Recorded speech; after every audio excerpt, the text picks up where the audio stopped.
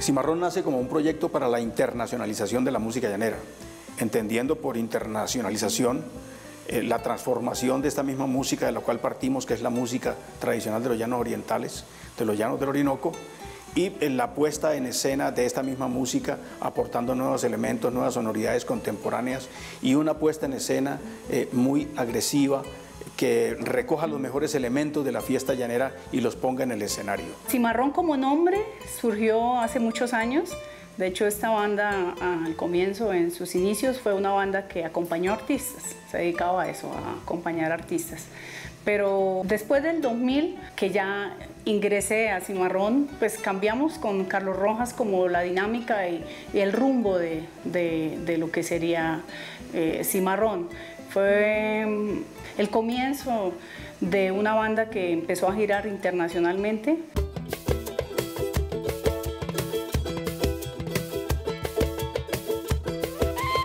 Cimarrón no se propone tanto un proyecto de fusión, sino el desarrollo orgánico de la sonoridad típica del joropo llanero.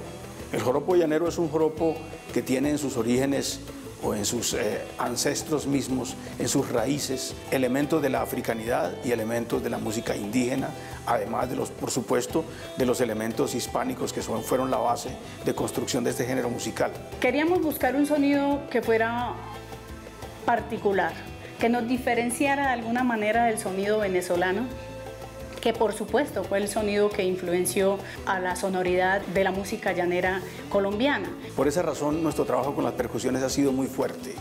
Comenzamos adicionando cajón peruano flamenco. Luego de esa primera adición, nosotros comenzamos adicionando instrumentos de la tradición específica de Colombia, como la tambora afrocolombiana, porque nos recordaba esta ancestralidad africana, que luego complementamos con el zurdo brasilero. Yo creo que ha sido un sonido producto de la experimentación, producto de lo que decía, digamos, de las ganas de crear algo nuevo, de ser particulares, y creo que hemos logrado tener un sonido que nos diferencia tanto de Colombia como de Venezuela.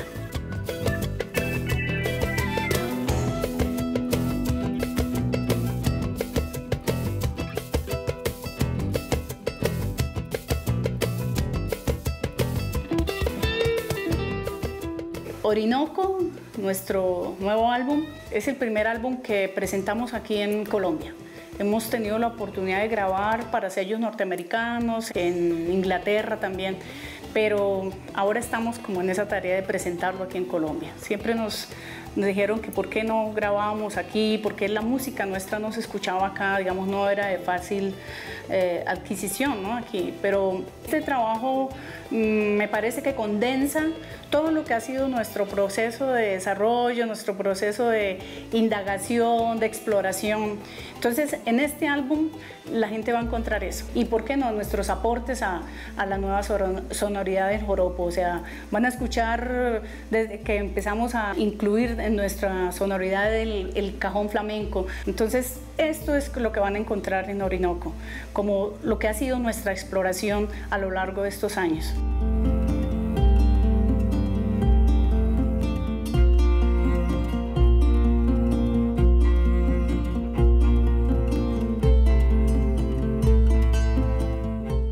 Tonada de la Palomita es una canción que reconoce la ancestralidad indígena de las expresiones de los llanos del Orinoco, a menudo invisibilizadas bajo el peso de la música mestiza.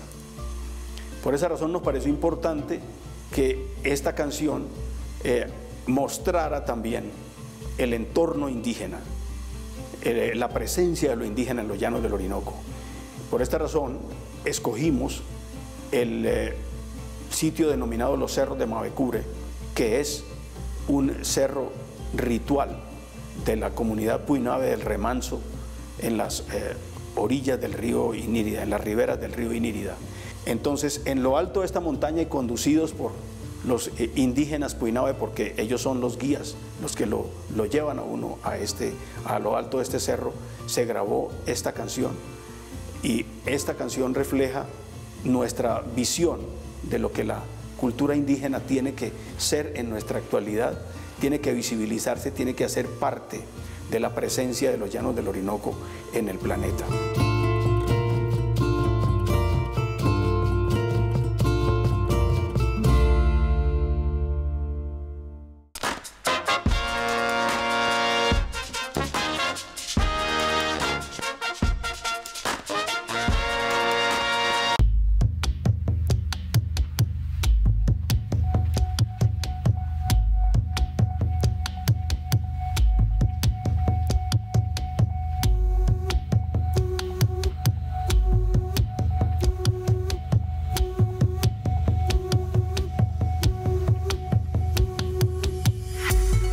Palomita, nube de agua, palomita, nube de agua, palomita, nube de agua, palomita, nube de agua.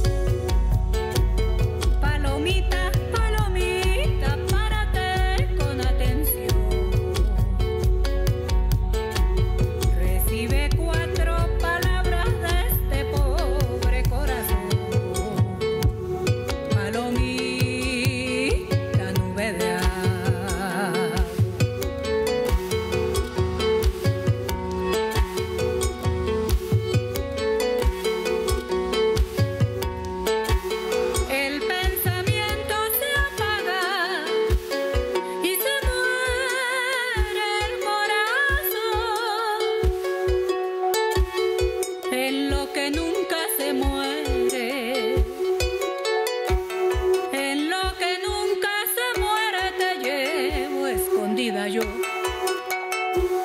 palomita, nube de agua,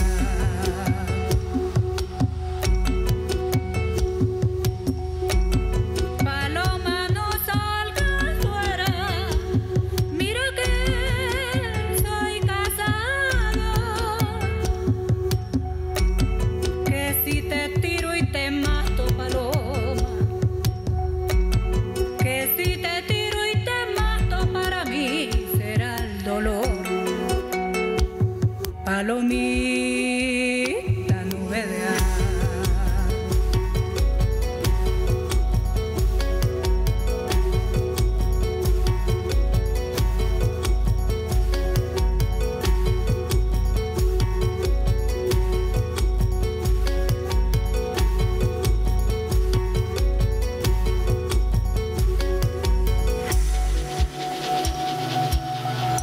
Si te preguntan quién canta,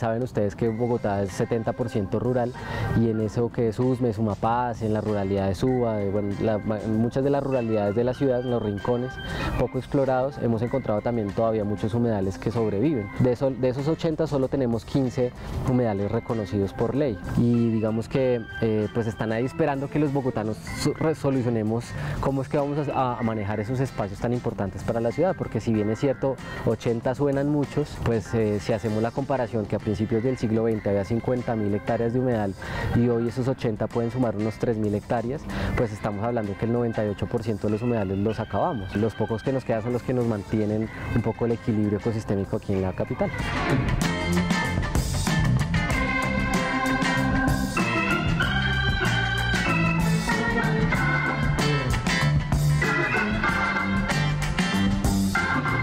En la actualidad hay algunos humedales que tú puedes ingresar de manera libre, pues básicamente son en horarios, ¿no? Tienen un horario dependiendo del humedal, pero están el humedal Santa María del Lago, el humedal Córdoba, el humedal La Conejera, el humedal El Salitre. De resto de los humedales, pues hay que solicitar un permiso de ingreso. ¿Por qué pasa eso? Muchas veces pasa es porque todavía están en periodo primario de recuperación, todavía están en algunas labores de restauración ecológica. Entonces, y otros porque pues a pesar de que ya se ha avanzado, la administración no ha tomado la decisión de tener ahí como un horario establecido, porque eso generaría unos costos administrativos para la ciudad que no quieren incurrir en eso. Entonces, en la medida que se reduzca este presupuesto, pues no va a haber personal atendiendo y que esté pendiente de las porterías, por ejemplo, para tener el acceso controlado a los humedales.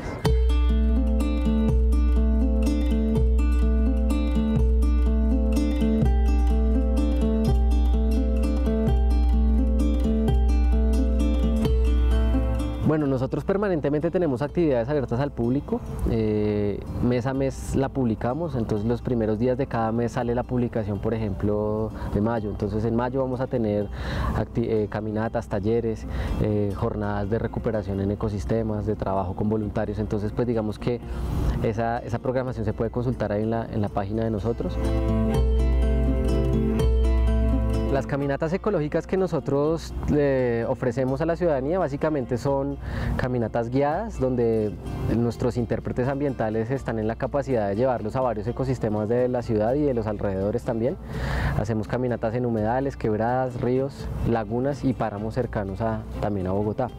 Y en esas caminatas básicamente lo que hacemos es abordar temas ambientales con el fin de hacer educación ambiental con la ciudadanía, donde se les explica un poco sobre el cambio climático, sobre la contaminación, sobre digamos todos los temas urgentes y coyunturales que tenemos en temas ambientales. Entonces la invitación es a que conozcamos la otra parte de la ciudad, los ecosistemas, humedales, quebradas, ríos, cerros, las reservas en las ruralidades de Bogotá. Bogotá sigue siendo 70% rural y ese 70% es casi que inexplorado por la mayoría de nosotros. Y la invitación es a enamorarnos de esa otra parte de nuestra capital, empezar a quererla y empezar también a darle un poquito, un granito de arena, como se dice siempre, para que la saquemos adelante. No sacamos nada estándonos quejando de nuestra ciudad, más bien pues propongámosle cosas y saquémosla adelante. Esa es la invitación a todos.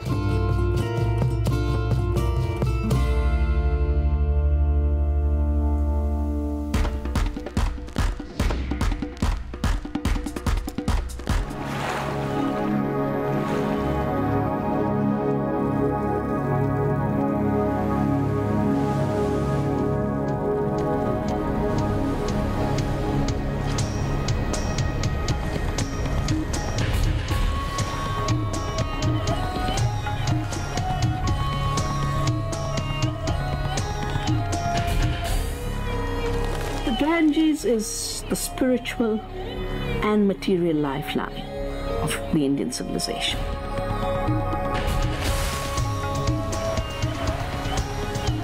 A river is mother, she is goddess, she is almighty, descended on this earth in the form of this moving mass of water. To my mind, this is simply the river on this planet, simply because this is the river in terms of numbers of people drawing sustenance. If it wasn't for the amazing silt that the Ganges bring down, we wouldn't have farmed these plains for 10,000 years. Unfortunately, this mighty river that is our lifeline could become a trickle, could become a seasonal river of polluted water. We are part of nature, but we've created the illusion that we are outside it. If we keep thinking in this way, we don't have more than 100 years as a species to live on this planet.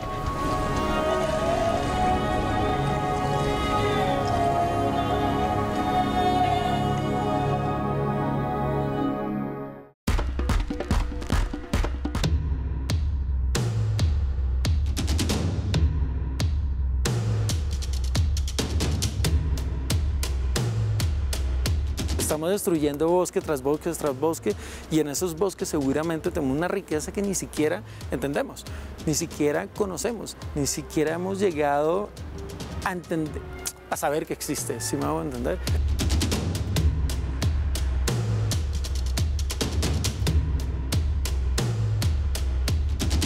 Entonces la gente, quizás como no tiene eso dentro de su conciencia, pues tumbar un bosque no significa nada. Colombia es uno de los países con mayor riqueza hídrica en el planeta, pero es uno de los países con mayor problema de provisión de agua para los ciudadanos. Estamos contaminando el agua. El río Atrato es una de las cuencas de mayor transformación por la minería ilegal en el país. La problemática del río Atrato radica en que desde la década de los 90 del siglo XX viene siendo invadido por grupos armados al margen de la ley y muchos aventureros ávidos de riqueza, y están explotando ilegalmente el oro y vertiendo a sus cauces del río Atrato, sus afluentes, cuencas, humedales, lagunas, mercurio, cianuro y residuos de combustible. La minería ilegal y criminal sí constituye una de las mayores amenazas en biodiversidad. El problema es tan grande y grave que hasta la zona de Urabá, en el Golfo de Urabá, en ese golfo, el pescado está contaminado. Porque es que realmente lo estamos maltratando. El río Atrato está maltratado, está enfermo. Impidiéndole a su población del departamento del Chocó y de su capital Quibdó y municipios ribereños no poder consumir el agua que es fuente para ellos de vida.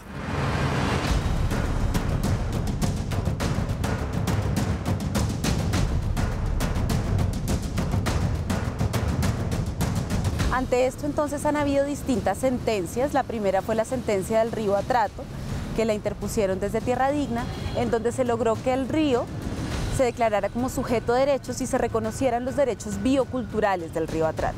Esta tutela tuvo un fin feliz para estas comunidades que no pueden ser privadas de tener un río con vida, un río que no esté contaminado, un río que la gente pueda utilizar sus aguas.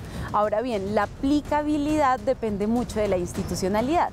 Como tenemos una institucionalidad tan débil en materia ambiental, en donde hacer el control y el seguimiento tanto de procesos judiciales como disciplinarios es muy difícil, además porque esto es en zonas de conflicto, donde además hay unas interrelaciones entre los actores muy problemáticas, pues dificulta que esto se materialice. El Estado no está en capacidad de responder por la amplitud del territorio, porque los territorios son muy grandes y son muy olvidados, se podría decir.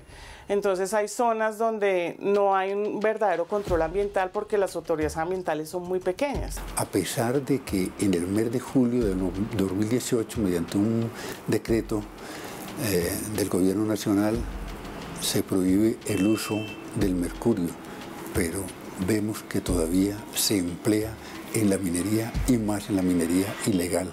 Las políticas en temas ambientales tendrían que ser a largo plazo para lograr consolidar estrategias de recuperación, de conservación, de uso sostenible y sustentable. Por el contrario, cada 4 años están cambiando y dependen de los recursos que se le asignan. Se cree que toda la responsabilidad sobre los problemas ambientales es de medio ambiente. Y es una responsabilidad que debe incluir a muchas otras carteras y debe incluir a muchos otros sectores y debe incluir una institucionalidad mucho más robusta. Entonces hay mucha institucionalidad regada y entonces a veces los ciudadanos quedan como que esto a quién le corresponde, le echan la culpa al uno, le echan la culpa al otro. Entonces yo creo que este tipo de instrumentos son necesarios porque son un reclamo desde diferentes instancias. Es un reclamo desde la sociedad, pero eso es un reclamo desde el mismo Estado, desde la Corte Constitucional. La importancia por sí sola es grandísima porque se visibiliza un problema de contaminación que no es solo del río Atrato, sino de todos los ríos de Colombia. Hay un reto enorme en articular la institucionalidad del Estado frente a una respuesta. ¿Cómo lograr que una respuesta no se vuelva simplemente responder a una obligación, sino planificar una responsabilidad más allá de una obligación?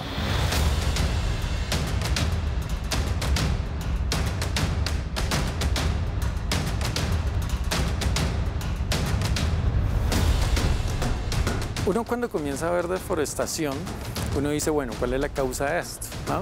Magdalena Medio es el mejor ejemplo de todo. La deforestación ha aumentado por muchas razones. Una de ellas es la intensificación en los usos del suelo. Y uno dice, bueno, ¿esto para qué es? Cuando uno comienza a ver este territorio tan grande y ve ahí que hay 50 vacas para un territorio inmenso que se está comiendo, quién sabe cuántos bosques primarios se bajaron ahí.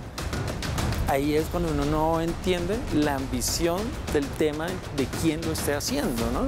Hay zonas donde ya no hay más, no se puede hacer más ganadería, entonces empiezan a tumbar los bosques para extender la ganadería.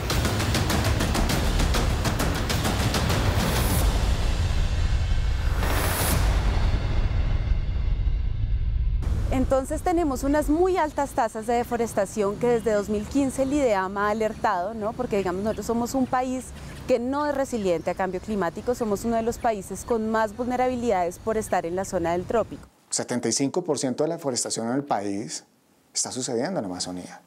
Claro, es una Amazonía que aún mantiene muchos bosques, pero que si no hacemos algo, si no nos movilizamos como sociedad, como Estado, como gobierno frente a eso, pues vamos a tener una Amazonía probablemente muy degradada. El parque nacional más grande que tiene Colombia es Chiribiquete.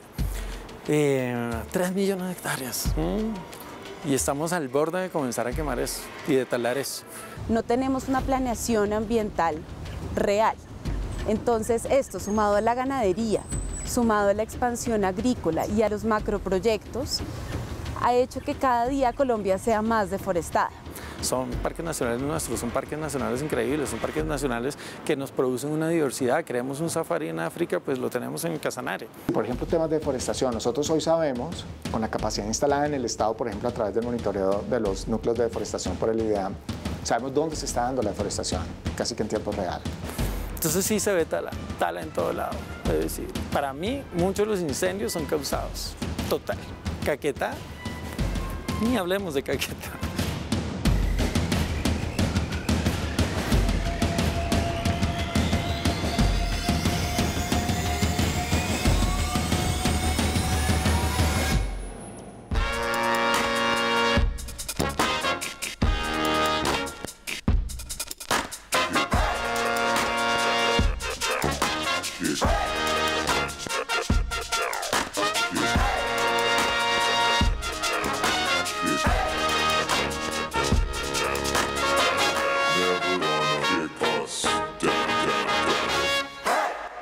Este programa fue financiado a través de los recursos del Fondo para el Desarrollo de la Televisión y los Contenidos de la Autoridad Nacional de Televisión.